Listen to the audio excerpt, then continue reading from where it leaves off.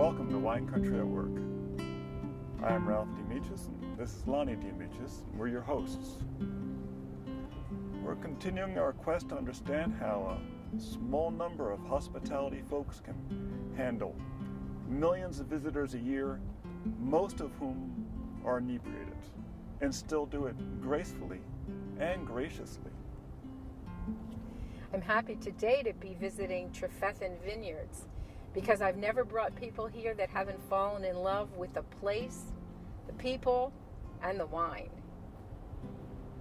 So when it comes to good hospitality, they obviously have secrets to share.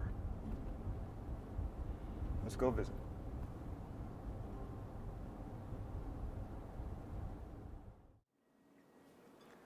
So Shannon, Yes, Ralph. the classic question. Yes. What's your favorite wine? Well, I have to say, they're like my children. Every one of them I love.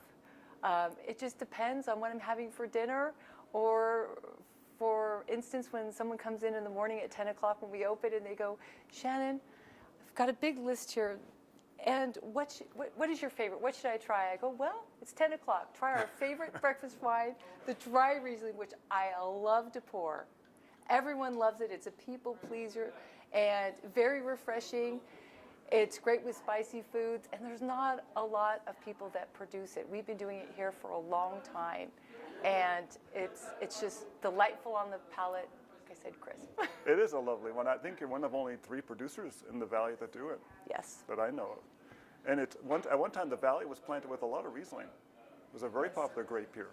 And Trefethen has always done it in a dry style, so when people come in and I pick up this bottle, they say, no, Shannon, I don't want to try the Riesling, right, because they think it's going to be sweet. Right. And those are the people that I have to say, oh yeah, you're going to be trying this one, because it's not sweet. It's very dry, and they find after they taste it, they go, Shannon, I'm just going to have to take a case home with me, because it is one of the best Rieslings I've ever tried. Well, you know, Tarnas, who wrote about the Judgment of Paris, he had listed his favorite wines recently, and a bunch of them were Rieslings. That was his wine, his Rieslings. Yes. They're mostly German Rieslings. He obviously hadn't tried this one, but still. It would have been his favorite. It would have been. It's one of Jean Trefethen's favorites as well. Really? Yes. Oh, and that's, he released things that he really liked to drink himself. And at the time when he released this Riesling, a lot of people, they like more the sweet Rieslings. And I have to say, because I've been here so long, I've seen the people that come in, and now they're liking the dry style. They're wanting this style. It's gotten very popular. In fact, so popular that every restaurant in Napa Valley wants to put it on their list. Oh, nice. And we have to say no. Oh. Yeah, so we now versus 10 years ago, people are coming in and they go, Shannon, no, I know about the Riesling. I just want to buy it. I don't even need to taste it, because I'm leaving the valley. Right. I'm driving. Give me a case. It's a wonderful wine. So it's got a great reputation in Napa Valley. Well, you know, the way the wines had shifted from years ago, that so many wines were sweet, and today, most of the wines that we drink are pretty dry. And I really think it's the fact that life has gotten sweeter. There you go. They don't need it in their wine. Right, exactly. Years ago, life was rough. You wanted sweet wines. Today, Exactly. Well, life is a little nicer. Yes, and they like the dry style, and we do a great job here at Trefethen. I'll tell you one thing I'm always amazed by is that you produce such a good estate Pinot Noir. Oh, I love This it. far up the valley. Yes. That's really remarkable. We are pretty remarkable, Ralph. We have so many different microclimates here at Trefethen. We're able to be all estate. And when people come in and I show them this map where everything is grown right here, they say, even the Pinot? Even the Pinot. And I go, yes. And so I pour them a splash of the Pinot, and they're thinking that it's not going to be something they're going to really enjoy, and they walk out of here and they're just like, I love it. And in fact, I think it's a very rich Pinot because it's an oak knoll Pinot. It's got all that thick soil here and the moisture underneath. And we also do sell out the Pinot Noir grapes to Mum. Mum buys a lot of our Pinot Noir grapes. So Trefethen does share a little bit of their fruit. We're known for our fruit as well as our wine. How much fruit do you let go to other people? About 35%. 35%. So yeah, but this is what, the biggest family estate, I think, isn't it? Contiguous we're family one of the estate? largest, yes, that has everything in one location. Yeah. So it's pretty, like I said again, it's pretty impressive. What were you doing before? I was in school. So I Oh. went to went to Sonoma State and originally was a physics major and decided that calculus wasn't all that fun. And even if I had done well, it wouldn't have led to that much of an exciting career. So I took a wine appreciation elective. Loved it. Ended up finding out through my counselor that there was a degree, a bachelor's degree in wine business, and ended up doing that. Learned a lot about wine. They make you intern in order to graduate, and so I ended up getting some work experience out of it too. I worked at a couple wineries in Sonoma Valley. Ended up graduating, got a job here, and the rest is history. Well, that's excellent. I know they have an excellent program there. Yeah, it was a lot of fun. Well, it's fun too because you're from northern California. Grew up about 4 hours north of here in the middle of nowhere. So going into school, I didn't know much about wine, and my sort of idea of what wine was the $7 Merlot my parents drank. So I didn't have any interest going into school, and then I took this wine appreciation class and realized there's a lot better wines than $7 Merlot out there, and fell in love with it at that point. It's amazing how many people I run into that say they really had no interest until they encountered a great wine. A good bottle. One of these wines in which the physics of the wine is extraordinary. Sure. Had that life-changing bottle. Where the stars are obviously present in the bottle. Sure. So for me, I still remember kind of the experience that helped change me.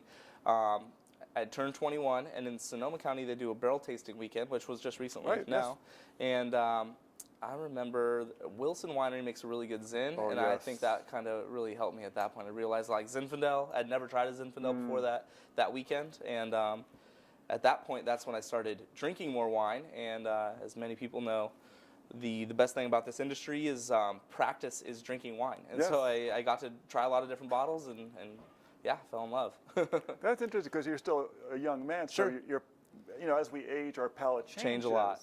But the more you develop experience about wines and flavors early on, the bigger your library becomes. Generally, yeah. And so I think I kind of was awkward in that I started at a Zin. I think a lot of people usually start in liking a lighter white or maybe a Pinot. But I jumped into the big spicy Zins.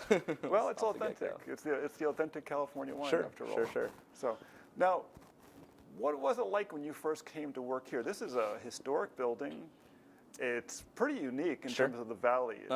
McIntyre's only wooden building, and it's dramatic. When you walk up, it's a dramatic-looking building. Sure. To me, it was a pretty steep learning curve because there was a lot to learn. It's all estate grown, so we got the history also to learn. We do a lot of varietals, so you have to have a good range of knowledge on a lot of different grapes. But I think that's what's kind of rewarding about this winery. I don't care if you come in through that front door trying to spend your fortune or just a couple dollars. We have a wine for you. We kind of cover all aspects of the palate and what people like: dry, sweet, white, red. And so, it challenged me to learn a lot, and I think that was beneficial. I never really thought about that before. You have so many varietals on the property that you really have to be conversant with each one of them. Sure. German, French, all, yeah. Because most places, because I go in hundreds of tasting rooms, a lot of times people leave tasting rooms because they get literally tired of talking about the same three wines. Sure. For here, you have this abundance of different varietals you have to know something good about. Range, and it's makes my job a lot easier too, because you can come in being a first-time wine taster, and I bet I can give you something that you like. Or you can be a regular and only like the big heavy cabs. Well, I got something for you too. Yeah. So it's fun that way. It's also interesting that it's a family winery. Sure. So you see, direct accountability. Well, I see them daily. So, the kids I see definitely daily. John and Janet I don't necessarily see as much, but probably weekly at least. And I think for a lot of wineries, it's pretty uncommon. And it definitely shows. They treat us really well. We get a lot of benefits that I don't think a lot of wineries have just because they are family owned. We get to raid the garden, which is always a fun one. But and I think a lot of the winery decisions too are a little bit more lenient, and we do some of the interesting varietals because it's not necessarily corporately structured and it is family owned. Well, one of the reasons we bring clients to you is that you have such a wide variety. It helps me as a tour guide understand what do they like. Exactly. It is so fun when people come, like yourself, they come in and I can make everyone happy, from the whites to the reds. And I tell when tour guides come in and they say, Shannon, we really get to know our guests by coming here to Trefethen, whether they like whites or whether they like reds, and where we're going to go to next. Right. And so it's so nice to be able to do that for you as well as the people. I'll tell you, that is one of your particular gifts. I have never seen anyone in the Valley who has such a talent for like zeroing in on what people like. It's like you do it almost instinctually. Well, it's very easily done here because I have so many different, as I say, children here. I can pour a fuller bodied Chardonnay. I can pour a Chardonnay that's more citrus, more green apple, and I can show you the difference between what makes a Chardonnay a fuller bodied Chardonnay and what makes this a lighter, crisper. And I can do it by just, versus just pouring one Chardonnay, I get to pour two. Well, it's a little like feeding kids too. When you're cooking for kids, you look at their faces to see what they like. I don't like this, and it would be a hard thing to do. Make another meal. I just all right, we'll dump that one and let's try this one. Try the next one. Let's try the next one, and it is just so exciting to see people and how they describe their palates, and it's always challenging for me when I'm listening to people. They go, "Oh, Shannon, I like sweeter wine. Oh, Shannon, I like a drier wine." And I pour something that I think, well, maybe they're not going to like this one because it's maybe too dry. And they go, "Oh, how did you know? That's perfect." And I'm like, "Oh, I think they like drier wine." Yes. And then, "Oh, we don't like red wine." And I go, "Well, I think you should just try just a little splash of our Pinot Noir, our Cab Franc, just a lighter, lighter side of Trefethen." And they go, "Shannon, I like this better than the whites." Yes. And I like this better than the Chardonnay or the dry Riesling. I go, "Well, maybe we should investigate a little bit, go a little heavier." So I pour them a Merlot, and they just love it. I will never forget this lady that came in, and she said, "Shannon, my doctor says I have to drink red wine, and I don't like wine. Oh. I don't even like red wine, and I know you're supposed to start with white." And I poured her a little bit of I started off with a little bit of white, and I got her into the red, and she goes, "Shannon, I love the Merlot. I can't have the Merlot. I could drink wine every day." And I go, every one of the people that I was serving at the bar, they go, "Your doctor told you you can drink wine?" And they're like, "Can I go to that doctor? What's his name? What's his name?" But anyway, she was so excited because she found a wine she could enjoy, and she had to drink at least a half a glass, of wine a day. What a good prescription. And this is I like that doctor myself. The Merlots from the Oak Knoll district. Yes. I think are the best in the Valley. I really do. Ralph, I have to tell you, they are.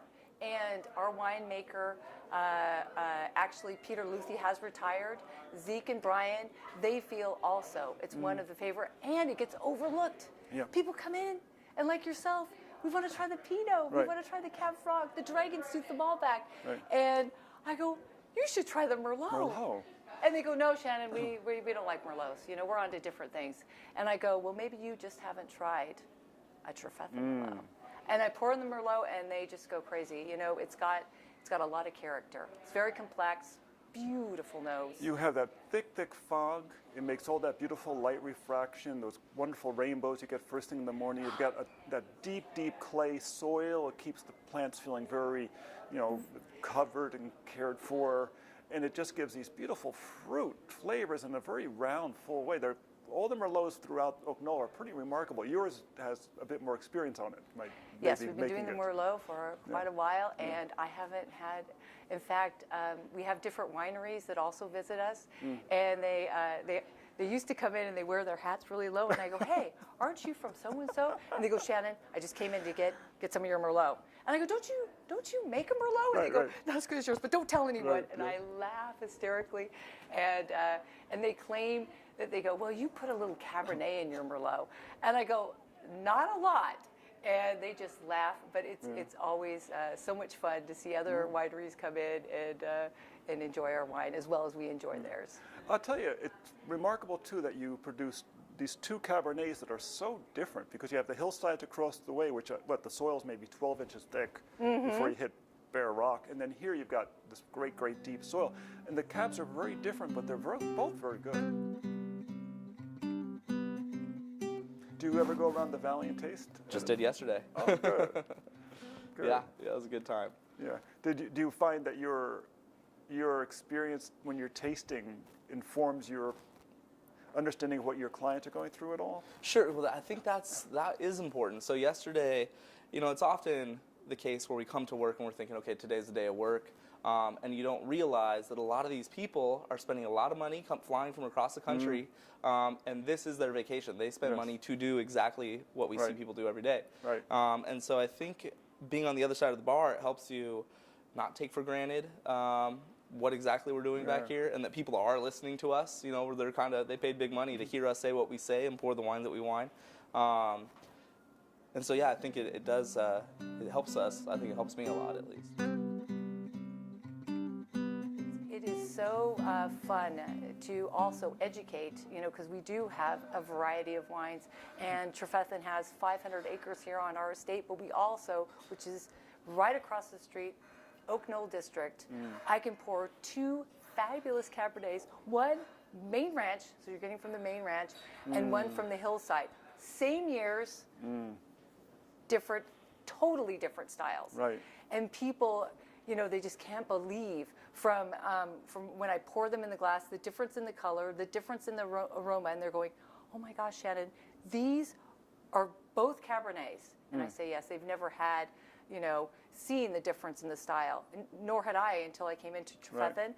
And I thought it was so interesting to taste them side by side and have someone educate me on how it is different. Right. And they're going to be more expensive because it's harder to farm and not much of yield on the hillside. Exactly. And you have that morning sunlight, so you have that, that From the beautiful, west side, yes. That beautiful color that comes in there, and then the afternoon it gets all that nice shade, so it doesn't get overly baked. Nope. So you don't develop, Yes. too much tannin. Exactly. And all that fog that we enjoy down here in Oak Knoll. We are so lucky. Yeah, it's just I always say you can. We're in the sweet spot. And you really can grow anything here, and it turns out well. It's really remarkable in the Oak Knoll district. Well, I have to say, it's easy for me to say everything just grows so perfectly, but the vineyard people out there, they've been with Trefethen. In fact, when you come in to visit us, you'll see the Wall of Fame, I call it. Yes. Because those people, not just men, women, work out in those fields, and they work so hard to deliver such great fruit. The winemaker just goes, we are just have an easy job here. We have perfect fruit. Right. And then I get to pour wine and look like a superstar. You're Right. actually putting me on camera. Right. I think you should put those vineyard people Yes. on camera because they are the superstars. Well, it's something that people in hospitality deal with, is that you are the spokesperson for the winery. You're the person that people meet, but you're part of this larger community. So much pressure. But what's very funny is that for people who run a winery, they're thinking about next year's harvest and the year after that, and they're thinking about, we're planting now, we're going to harvest in 5 years, and they're out there in the fields and the vineyards. They don't really think about the hospitality. Yes, and That's the after. That's the after. I have to say, we have big parties here.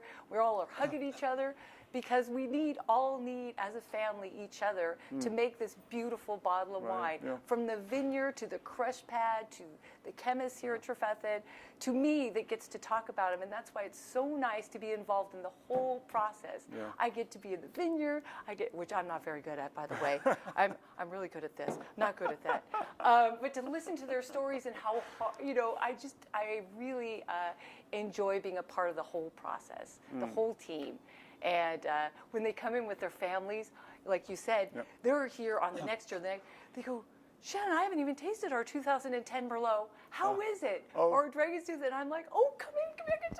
So it's so much fun to pour them and their families and give them the experience. They've heard about the year. They've They heard have about the whole heard the vintage. year, and they knew how challenging or how great it was, but they've never tasted it in the bottle. Right. As They've watched all the weather reports. Yes, and they've done all the hard work, and here I get to do the easy part. Right. And so I have to say, the vineyard people, I just love them all.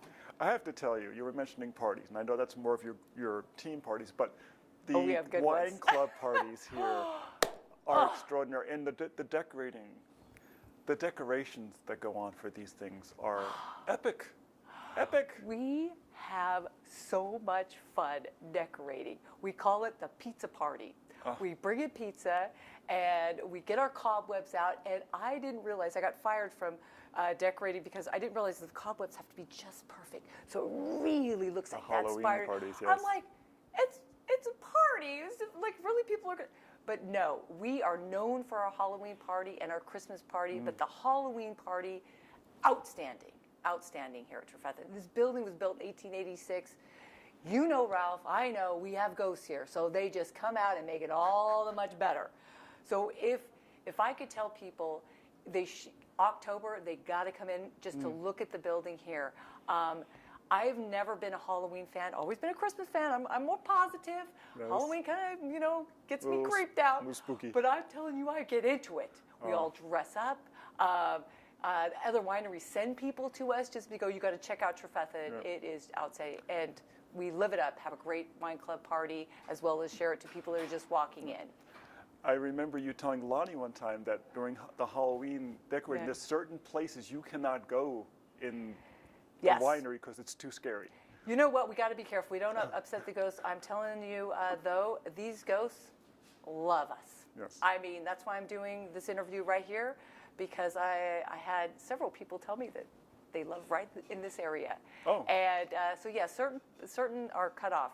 Julie cannot decorate because the ghosts will get her. And I keep telling her if she gets any scarier, it's not going to be good. She has a gift for this stuff. She really does. Julie, our manager and oversees our tasting room here, is fabulous. She does such a great job in keeping us all together because I'm telling you, sometimes I have so much fun, I forget that I am working. Yes. I do have to pour wine and not have too much fun, but I'm telling you, I've been very impressed, because I've been here many times, how smoothly your team works, how quickly they adjust to changing conditions. Oh, I love it about our team.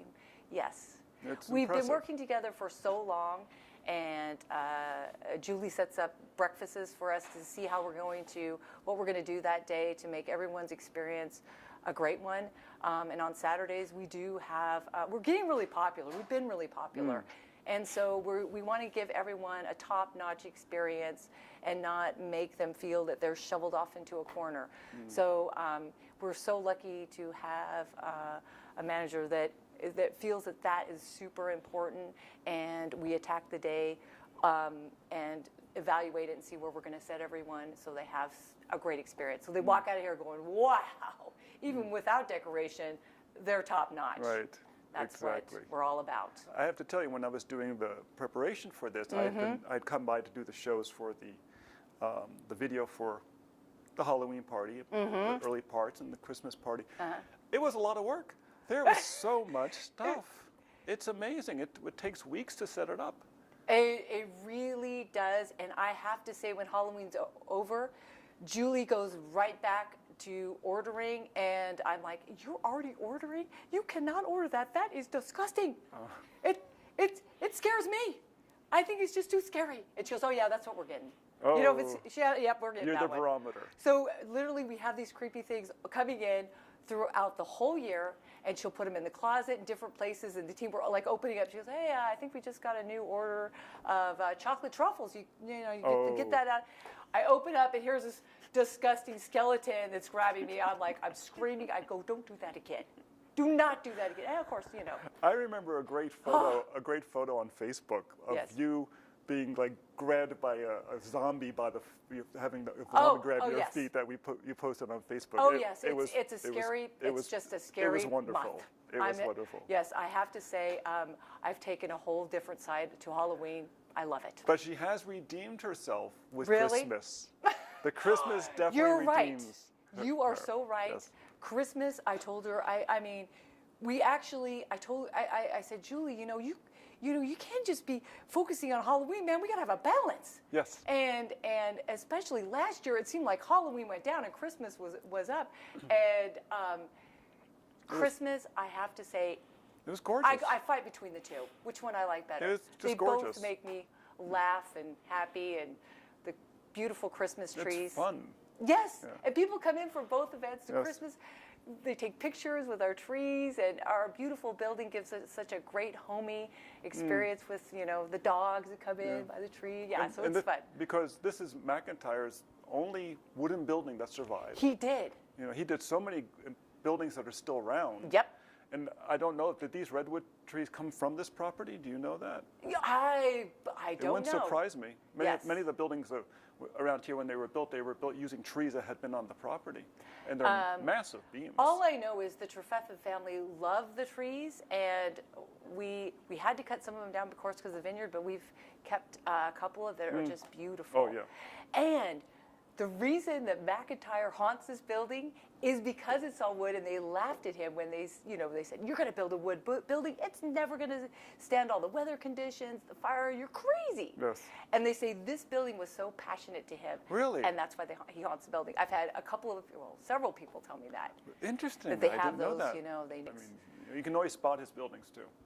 And we have here at Trefethen the original old press they used in 1886. Really? So McIntyre designed this as an old winery. So here at Trefethen, we do one tour a day that people and we have lists of people that want to come and see our building.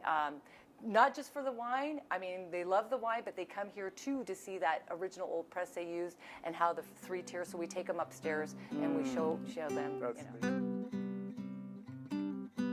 Well, you're also of the generation that uses social media a huge amount. And I have a particular theory that one of the reasons we've seen so much growth recently is that every new winery that comes with a social media circle. Sure. It used to be years ago that when you moved, you lost your circle of friends. Now you never lose your circle of No, friends. everyone's in touch, and everybody that goes on vacation ends up posting pictures of their vacation to Napa, or pictures, or checks in. Yes. It was a pretty funny story. Recently, I had a lady come in, and she was using Foursquare, the app Foursquare, and so it knew, because she had her monitoring system on. The phone knew where it was. It related to a friend of hers, and her phone said, okay, maybe her friend's name was Jenny. Jenny was here 5 days ago, and she actually said that Jenny said that I was doing a good job. So then this lady comes in and says, my friend Jenny was here. It brings you up as doing a good job. I want to do a tasting with you. And it was kind of ironic that it just happened that way. That's wonderful.